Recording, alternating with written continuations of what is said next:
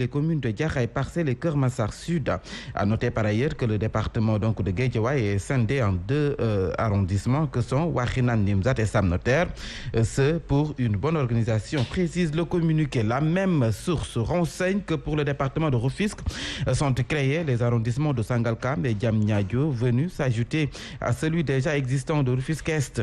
Le ministre Omar Gueye informe qu'un autre décret est pris le même jour par le président de la République consacrant de nouvelles limites de communes dans les départements de Keur Massar, Pikine, Guédiawaye et Rufisque.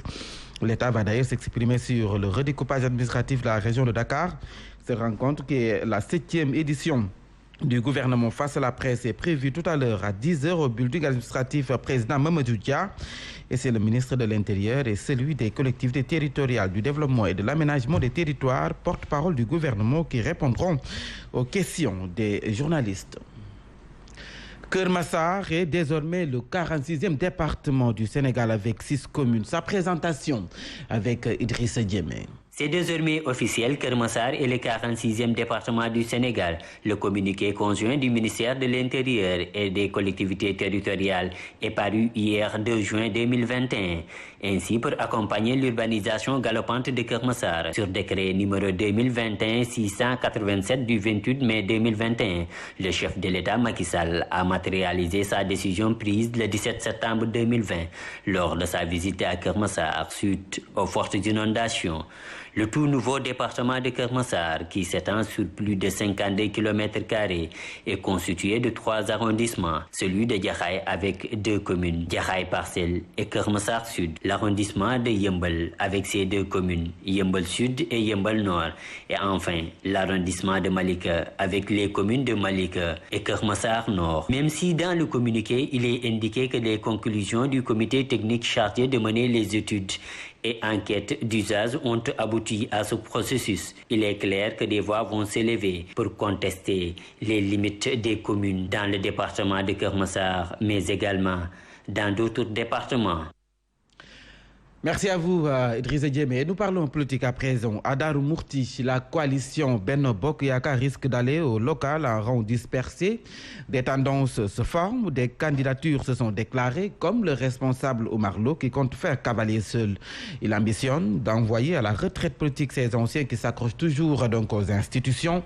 Le reportage d'Abdoulaye Diagne, Ousmane Diouf. Candidat déclaré à la municipalité de Darou Mourti, Omar Lo écarte la coalition. Je me réclame de Macky Sall, mais je vais faire cavalier seul pour gagner la mairie de Darou Moussi. Une politique autrement, c'est ce que réclament les populations. Un défi à relever, dirait-on. Mon premier objectif quand je suis descendu sur le terrain, c'est de faire tout que Darou Moussi ne tombe pas dans l'opposition. Pour cet effet, il disqualifie la vieille garde. Je constate ici qu'il y a des responsables politiques qui ont été désavoués par les populations de Darou Moussi. Des gens très connus qui ont trop duré dans le terrain politique et qui n'ont apporté aucune satisfaction au niveau des populations. Et le besoin est pressant. Les 10 villages polarisés par Darou Moussi, leur problème, c'est au niveau des adductions d'eau, de l'électricité, de l'éducation, des moulins à mil. Cependant, il a signé des réalisations pour offrir aux populations le mieux-être. Je vous l'annonçais dans les titres, 4 jours après la visite des activistes Guy Marius Sagna, Assane Diouf et Kilifeu, le chef du village de Nianing est sorti donc de son mutisme pour mettre en garde ces derniers contre toute tentative de déstabilisation du village réputé calme et paisible. Il a accordé un entretien à notre correspondant Alioune Badara Sonko. L'affaire des 18 hectares de Nianing est loin d'être close. Cette fois-ci, c'est le chef du village de Nianing qui est monté au créneau pour démentir le mouvement Djokjotna et l'activiste Guy Marius Sagna. Quand on apprend que des gens qui disent que le site a été vendu ou le site avait, vraiment nous, ça nous étonne. Parce que je pense qu'un patrimoine aussi important, personne ne peut le vendre ou le donner à une autre personne sans que les populations locales ne puissent le savoir. Donc ça, c'est pratiquement impossible. Et je dis à ces gens qui disent ces propos-là, d'enlever ces propos et de vous revoir vraiment leur copie par rapport à cette situation. Ibrahima Sène a aussi déploré l'attitude des activistes. D'après lui, ils veulent ternir la réputation de Nianing. Nous, on peut régler nos problèmes. On n'a pas besoin que des gens viennent de Dakar ou ailleurs pour venir régler nos problèmes. Nous avons des sages nous avons des personnes responsables qui sont sur place et qui sont capables de tout régler. On n'a pas besoin des gens qui viennent de Dakar pour venir semer la zizanie dans notre village. Le chef du village de Nianing a aussi magnifié l'attitude du préfet de Mbour et des forces de l'ordre qui, selon lui, sans eux, Nianing allait frôler le pire. Après Nianing, cap sur Thiès, sous la direction territoriale de Sen'Eau, a reçu le collectif des quartiers de Tarikao, HLM Diop et Kaoussara Fall. Les habitants de ces quartiers n'en peuvent plus des coupures d'eau face à ces doléances. La direction territoriale de Sen'Eau rassure et précise que la préoccupation des usagers est à 75% prise en charge, même s'il reste des choses à faire. Toumboul Sissé est de la direction territoriale de Sen'Eau. Nous l'écoutons avec Mbaital Khouma. Ils ont connu un manque d'eau consécutif des travaux sur un forage qu'on appelle communément le forage F3, qui est sur la rue d'Enguent, qui était en phase de régénération.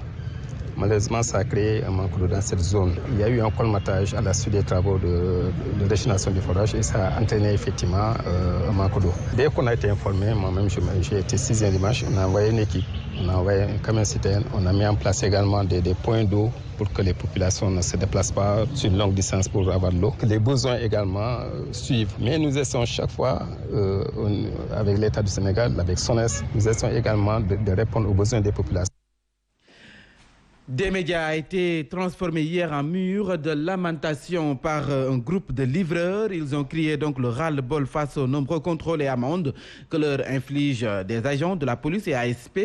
Ils souhaitent toutefois une régularisation de leurs activités. C'est ce que nous disent Aïcha Nying et Mohamed Diao. Très remontés contre les ASP, les livreurs au Tchak-Tchak de Dakar ont crié le ras-le-bol. Surtout avec les policiers et les ASP. Surtout les ASP. Quand ils nous attrapent, ils nous enlèvent nos clés et nous demandent de payer 6 000 francs ou bien 12 000 même. Sinon, ils vont amener nos motos en fourrière. Et ça, c'est pas normal. Nous avons des familles à nourrir. Il y en a ceux qui sont ici depuis 2015, ils sont dans la livraison. Ils n'ont que ça comme boulot. Ils veulent circuler librement dans la circulation. L'autorisation de circuler comme livreur, je les ai jamais entendus qu'on le donne. Parce que c'est au niveau des régions, en dehors de Dakar, qu'on les donne. Par les mairies. Mais ici à Dakar, ils ne l'ont pas fait. Ils n'ont rien demandé. Donc, comme ils n'ont rien demandé, donc nous, on va les attendre. Donc, et nous voulons, comme nous avons créé une association, comme les livreurs du Sénégal. Donc, nous voulons qu'eux aussi, ils nous donnent l'autorisation de pouvoir bien circuler comme les taximans. Après leur marche de protestation, ils promettent d'utiliser tous les voies et moyens pour travailler dans la légalité. À présent, les précisions du directeur des transports routiers. Selon Cheikh Omar Gueye, la livraison par n'importe quel moyen de transport, y compris donc par moto, est bien réglementée au Sénégal et ne pose pas de problème. Le problème se situe, selon lui, au niveau des mototaxis qui exercent donc dans l'illégalité, car la pratique est interdite à Dakar. Nous l'écoutons, ses explications. Transport donc de marchandises par n'importe quel moyen de transport est déjà réglementé. Si c'est fait par les motos, doit détenir un permis de conduire. Cette moto doit avoir donc l'assurance et les casques de sécurité pour le conducteur et l'accompagnant. Il peut carrément faire de la livraison. Le problème que posent les taximans, c'est effectivement les vélotaxis qui s'adonnent au transport public de passagers. Ici dans la région de Dakar, là où effectivement l'État est en train de mettre en place des solutions de transport de masse dans un contexte d'insécurité routière. On ne peut pas effectivement accepter qu'à Dakar que ce mode de transport prospère, d'autant plus que ça n'a pas été en tout cas admis dans la réglementation. À présent, des nouvelles de l'enquête sur l'évasion de Baye Modou Fall, alias Boy Djiné. Les gardes en fonction donc en faction le jour de l'évasion.